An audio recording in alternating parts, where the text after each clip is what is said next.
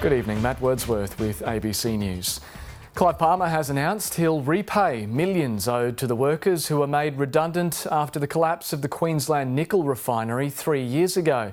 But the special purpose liquidators are calling his offer paltry. From Townsville, Sally Rafferty explains. Clive Palmer's coming out with big promises. I've decided today that we will pay out all outstanding amounts in workers' entitlements that was owned by Queensland Nickel.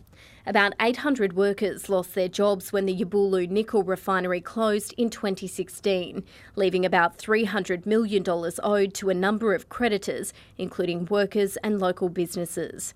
Mr Palmer has been embroiled in a legal battle with the administrators over the payments. Today, the blame game continued. And the administrators moved in to sack the workforce and to close the refinery operations down at a time when we were ready to pay all the workforce and transfer them. At the time of the collapse, the federal government covered some basic payments for workers. It's understood Mr Palmer is offering to pay money still outstanding above that. Liquidators say that was about $7 million, and that the offer for payments during a difficult time for Townsville can only be described as paltry to the affected small businesses in the Townsville area.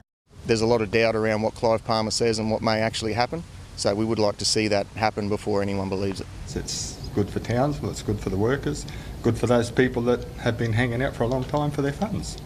Mr Palmer wouldn't be drawn on whether he intends to pay businesses and entities also affected in the collapse, like Horizon, the Townsville Port and City Council. We are one of a number of creditors that are still owed money, and we'd like to see monies paid, obviously. Despite recent concerns about the state of the refinery, today QNI reiterated plans to reopen the facility immediately. Now is the time for the Premier and the state government to do their part and get behind this particular refinery in securing the necessary approvals for the recommissioning and for the good people of Townsville to get back their jobs.